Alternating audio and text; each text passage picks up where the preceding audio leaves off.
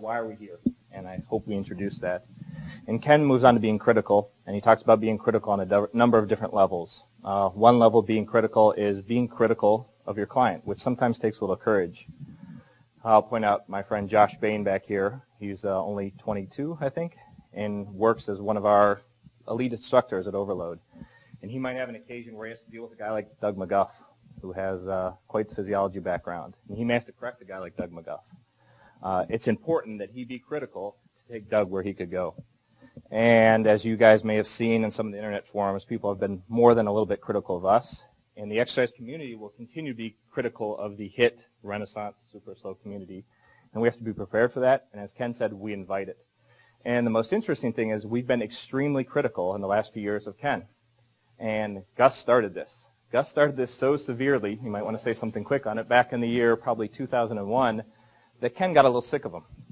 And if you guys remember Gene, he got a little sick of Gus as well.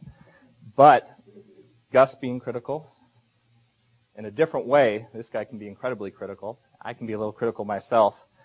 This is how we came up with the equipment.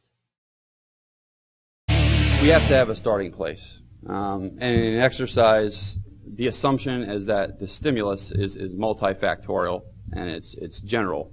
And so people often wonder, well, what's the importance of all this nitpickiness? Well, like I was saying, everything's made up of specifics. You have to find one thing to study. And if it's multifactorial, everything's important.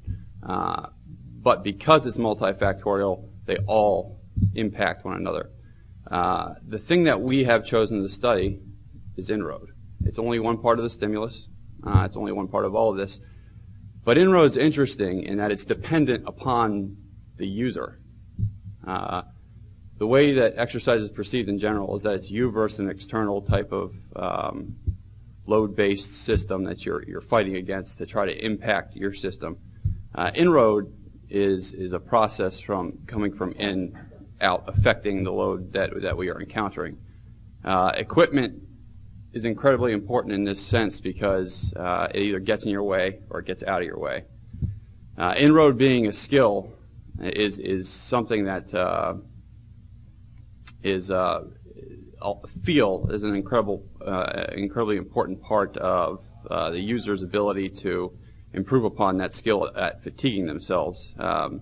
Every little minor detail in a machine, down to biomechanical design, the padding, friction, these are all things that can muddle a subject's ability to efficiently learn how to use themselves and develop the skill of fatiguing themselves.